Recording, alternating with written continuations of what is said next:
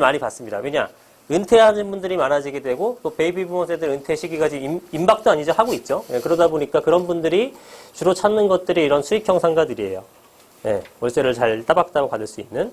그래서 어떤 그런 특성 등도 알게 되면은 상가에 대해서 관심도가 많아지게 되죠. 지금 상가도 똑같은 현상이 생겨날 겁니다. 좋은 상가는 엄청나게 올라갈 것이고 안 좋은 상가는 훅 떨어질 거예요. 그래서 여러분이 좋은 상가를 찾는 방법을 알아야 되는 겁니다. 예. 여러분들이 사는 목적은 뭐예요? 상가를. 수익. 어떤 수익? 노후 수익, 월 수익. 월세를 받아서 생활하려는 거죠. 그럼 월세만 주면은 상가 살 거예요? 10억짜리인데 100만 원 줘. 살 거예요? 안 사죠. 그죠? 그러니까 결국은 뭐냐면 내가 투자한 금액, 내 금액 대비 월세가 얼마 정도 나오느냐가 중요한 겁니다. 수익률이라고 표현하죠. 수익률. 그래서 수익률은 그러면 뭘로 기반하냐? 여러분들 지금 수익률 10%예요. 살 거예요? 안 살 거예요? 사죠. 수익률 1%면 안 사죠. 수익률 7%면 사죠. 네. 근데 한 20년 전에 똑같은 질문을 했으면 어떻게 됐을까요? 수익률 7%면 살까요? 안 살까요? 안 산단 말이에요. 그때는. 은행이자도 10%인데. 그죠? 누가 삽니까? 미쳤다고. 그래서 결국은 이 수익률이라는 것도 시대에 따라 변동이 되는데 지금은 시중금리가 굉장히 저금리죠. 그래서 부동산에 대한 기대 수익률도 낮아졌습니다. 그래서 보편적으로 금리 플러스 한 2, 3%만 더 주게 되면은 열심히 달려듭니다. 그래서 지금 한 시중금리 2% 정도 내외라고 한다면 지금 4에서 5% 정도만 되더라도 거래가 되고 있는 시장이에요. 근데 이 금리라는 것은 추후에 많이 못 오릅니다, 절대로. 절대로 많이 못 올린다고 하고 저금리 기조가 전 세계적인 기조 트렌드라고 한다면 지금 5% 내외에 있는 정도에서 거래가 될 거예요. 근데 제가 볼 땐 아주 긴 장기 사이클로 보게 되면은 금리는 더 내려갈 수도 있다고 봅니다. 단기적으로 2, 3년 이런 거 말고 아주 긴 안목에서 봤을 때. 예, 그러면은 뭐 내지는 인하가 되거나 아니면 지금 금리에서 유지가 되거나 라고 한다 그러면은 좀 설명을 드리고 가야겠네. 지금 현재 대략 한 2% 정도의 금리라고 해요. 그러면 여기서 한 지금 3%를 더해준 5%의 금리라 그러면 내가 구입을 한단 말이에요. 그죠? 지금 시중금리가 이 정도밖에 안 되니까, 금리가. 근데 제가 볼 때 이게 어떻게 되냐면은 나중에는 4%가 되더라도 구입을 할 거예요. 그러니까 기준금리 유지가 된다고 가정을 하고, 그러면은 우리의 추가 수익률이라고 할까요? 추가 수익률? 네, 표현은 뭐 만들기 나름이니까. 추가적인 수익률이 은행에 넣었던 것보다 추가적인 수익률이 2%가 되더라도 거래되는 시기가 올 거예요. 지금 그 전에 몇 년 전에는 6%였고 그 전엔 7%였고 점점점 내려왔거든요. 근데 이거 점점 더 내려갈 거라고요. 왜? 투자할 만한 상품은 거의 존재하지 않아요. 이제 재테크 상품들이. 그죠? 안전하게 투자할 만한 상품은 없는데 지금 이 은퇴자분들이 주로 주 고객들인데 이 상가나 수익형 부동산의 주 고객들인데 이분들이 원하는 니즈는 뭐냐면 높은 수익률이 아니에요. 뭘까요? 더 바라고 있는 게 뭘까요? 그렇죠. 예, 안정성입니다. 안정성. 은퇴했거든, 수입이 없거든. 근데 한 석 달 밀려봐. 답답한 거예요. 그래서 10만 원 더 받는 게 중요한 게 아니라 10만 원 덜 받아도 좋으니 너 꼬박꼬박 낼 놈이야? 이게 중요한 거예요. 꼬박꼬박 낼 놈이면 그 세입자가 중요한 게 아니라 그 상가가 중요한 거예요. 굉장히 안정적인 상가. 그죠? 강남역 바로 앞에 나오는 상가가 공시에 생기겠습니까? 월세가 줄지언정? 안 생기겠죠? 그런 상가를 원하는 거란 말이에요. 그래서 점점 안정성을 위한 추구를 한다. 근데 강남역 앞에 바로 앞에 있는 상가는 1년 365일 절대 공시는 안 생겨. 다만 수익률이 거의 그지 같습니다. 1%대예요. 1% 내외예요. 근데도 그게 거래가 돼요. 왜? 안전하니까. 그래서 안정성을 계속 추구하다 보게 되면은 이 수익률은 점점 내려가게 될 겁니다. 어디부터 내려가느냐? 제일 안전한 상가라고 여겨지는 곳들이죠. 지금 방금 말씀드린 강남이라든가 명동이라든가 아니면은 뭐 여의도라든가 도심권이라든가 이런 상가들이 지금 금액보다도 더 올라갈 거라는 거죠. 왜? 사람들이 이런 데만 선호하니까. 그래서 월세가 떨어진다는 얘기가 아니죠. 제가 지금 이 얘기는. 수익률이 떨어진다는 게 월세가 내려간다는 얘기가 아니에요. 그렇게 오해하셨으면 안 되고. 자, 1억짜리인데 보증금 없다고 계산해 볼게요. 월을 100만 원을 받아요. 수익률 몇 프로짜리예요? 12%죠. 월 100만 원이면 12달 받으니까 1200. 연수익률이잖아요. 계산하는 건. 그럼 얼마입니까? 이게 12%의 수익률을 갖고 있는 애죠? 그죠? 그러면 월 수익률, 월 200만 원이면 몇 프로예요? 수익률이? 24%. 계산되시죠? 어렵지 않죠? 자, 이렇게 하면 월세가 올라가면 올라가는데 매매가를 얘가 2억으로 바꿨어요. 월세는 그대로야. 수익률 몇 프로예요? 응? 6%?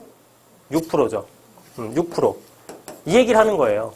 월세가 떨어지는 게 아니라 월세가 50만 원으로 돼가지고 수익률이 6%가 된다는 얘기가 아니고요.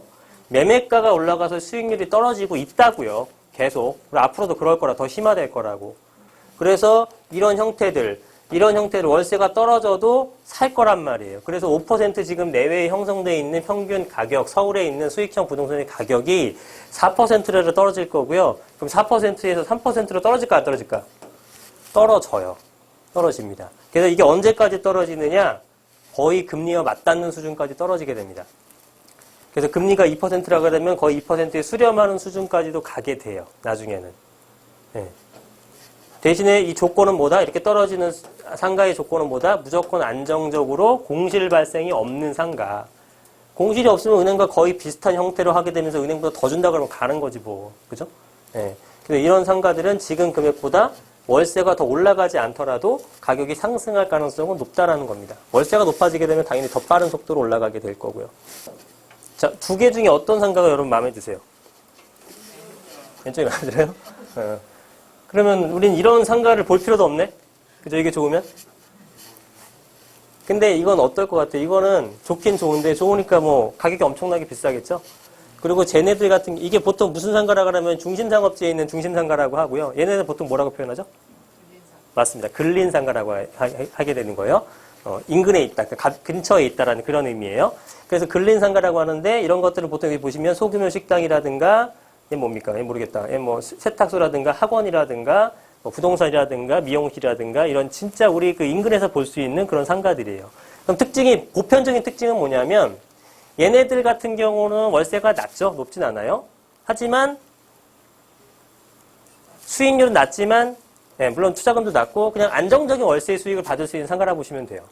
이런 애들은 잘만 고르면 대박이 칠 수 있는데 또 여기는 공존되어 있습니다. 아주 잘 되는 상가가 있고요. 아주 멍청한, 아주 안 되는 상가가 있어요.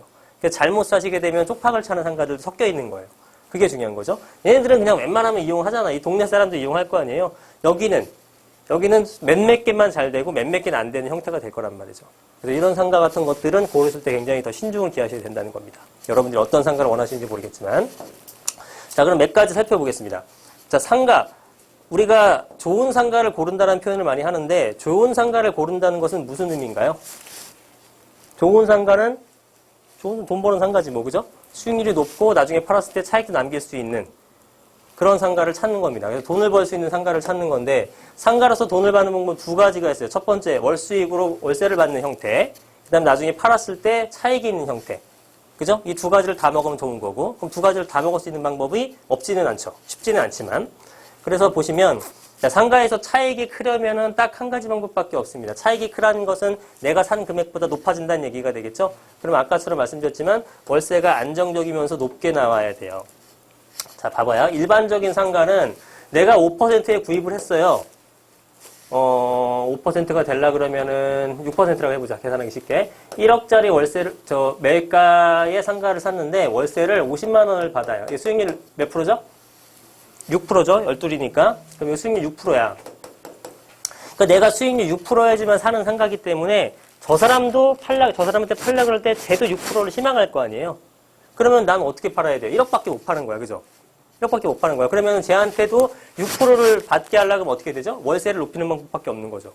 그죠? 그래서 월세가 높아야지만 매매가를 뭐 이게 60만 원 되게 되면 1억 2천에 팔아도 제가 산단 말이에요. 그죠? 그래서 월세를 안정적이면서 높게 나와야지만 매매가도 높아지는 거예요. 월세가 높아져야 매매가도 높아지는 형태가 되는 겁니다. 이런 수익형 부동산들은. 그런데 지금 같은 경우에는 공실이 없으면서 수익률이 높게 나와야 된다. 그럼 이런 상가를 찾아야 되는 거죠, 우리가. 공실도 안 나오면서 수익률이 높게 나올 상가. 그럼 수익률이 높다는 것은 월세가 높아야 된다는 얘기가 되고요. 월세를 높게 받으려면 어떻게 됩니까? 임차인이 장사가 잘 돼야 돼요. 그죠? 겁나게 장사 안 되는 데 가서 30만 원 더 올려줘. 나가버리죠. 그러니까 잘 되는 애한테 가서 얘기를 해야 될 거 아니야. 그래서 30만 원 올려주게 되면은 내가 5천만 원 올려서 팔 수 있잖아요. 그죠? 그래서 일단 매출이 높아야 돼. 그러니까 임차인의 장사가 잘 돼야 된다. 결국은 임차인의 매출이 높아야 된다. 그럼 임차인의 가게가 매출이 높으려면은 뭐가 많아야 되냐면 그 상가를 이용하는 이용객이 많아야 되는 거죠. 그죠? 그 상가 이용객이 많아야 된다. 그렇다면 그 이용객이 많으면 첫 번째 배후 수요가 많아야 돼요. 배후 수요가 뭘까요, 여러분? 그냥 의미 그대로 해석하면 상가가 있고 그 주변에 얼마나 집객하고 있는 사람들이 있느냐의 모습입니다. 아파트 상가라 그러면 그 아파트 단지 세대수가 배후 수요예요. 무슨 얘기인지 아시죠? 그러면 현장 답사하기 전에 배후 수요가 많은지 적은지 얼마든지 파악할 수 있죠. 현장 가면 오히려 모르지. 요즘에 지도 보면 다 나와 있잖아요. 그죠? 네이버 지도든 다음 지도든 구글 지도든 보시면은 다 나와 있습니다. 몇 세대인지 친절하게 다 나와 있죠. 그래서 그거를 파악하고 나서 답사를 가시는 거예요. 배후 수요가 별로 없어. 배후 수요가 별로 없어. 그러면 가보나 마나요. 안 가도 돼. 그죠? 이제 여러분들이 가면 오히려 더 헷갈려. 가면은 인테리어가 되게 이뻐. 간판이 너무 잘 해놨어. 이런 거에 홀린단 말이에요. 전혀 의미 없는 짓거리예요, 그런 거는. 일단은 기본적으로 배후 수요가 일단 있어야지만 상가로서 역할을 하는 겁니다. 저게 기본이 안 되면 그냥 가볼 필요 없는 상가이고 언제 다 가고 있습니까? 그죠? 넘치고 넘쳤는 상가가. 그러니까 일단 여기서 탁상에서 책상에서 보시면서 걸러낼 건 걸러내셔야 된다는 얘기죠. 그래서 배후 수요가 많은 곳인지 먼저 우선 해봐야 되고요. 이 배후 수요가 많다. 이것만 해서는 모자라요. 주요한 동선의 상가는 유효 수요가 많다, 매출이 없다. 무슨 얘기냐면 배후 수요라는 것은 그 뒤에 아파트를 말하는 거예요. 이렇게 아파트 상가가 있어요. 여기 아파트가 있어. 한 500세대 돼요. 그런데 여기가 정문이 있어. 정문. 그리고 여기가 지하철역이야. 그럼 사람들 동선 어떻게 됩니까? 이렇게 가겠죠. 아파트 상가 여기 있어요. 배후 수요는 500세대인데 실제로 유효 수요는 없는 거죠, 거의. 여기 일부만 유효 수요가 되는 거죠. 어떤 개념인지 이해되세요? 네, 용어가. 그 용어를 잘 이해하시고 배후 수요가 진정한 그 상가의 유효 수요가 되려면은 그 상가 앞을 지나쳐 가야 되는 주요한 동선 내에 들어가 있어야 되는 겁니다. 그 주요한 동선과 플러스 배후 수요가 합쳐진 그 개념이 유효 수요라는 개념이에요. 이러한 유효 수요가 많아야지만 매출이 높은 거예요. 이 유효 수요라는 것은 여러분 유동인구랑은 또 다른 얘기입니다. 유동인구는 그냥 지나가는 거야, 그냥. 내 갈 길 가는 거예요. 이 사람은 전혀 상가에 손님이 될 수 없는 거죠. 그죠? 네, 그런 유동성 말고 실제로 내가 이용할 수 있는 유효 수요 이런 것들 보시면 되겠습니다. 그래서 임차인의 매출이 높아지면 수익이 커서 임대를 높여. 그러면 매매가를 높여도 거래가 돼. 그러면 둘 다 월수익도 잡을 수 있고 매매 차익으로 인한 시세 차익도 잡을 수 있다. 이런 상가 찾는 게 상가 투자의 가장 핵심이죠. 네, 이것만 찾으면 끝나는 거예요. 찾기 어려워서 그렇지. 이렇게 찾아야 된다고. 그래서 중요한 것은 이 유효 수요의 개념입니다. 이 유효 수요만 찾으면 다 되는 거예요. 그 다음 거는 부차적인 문제예요. 일단 저거를 찾을 수 있는 능력이 있느냐 없느냐가 상가 투자의 가장 핵심 중에 핵심이 되는 겁니다. 네.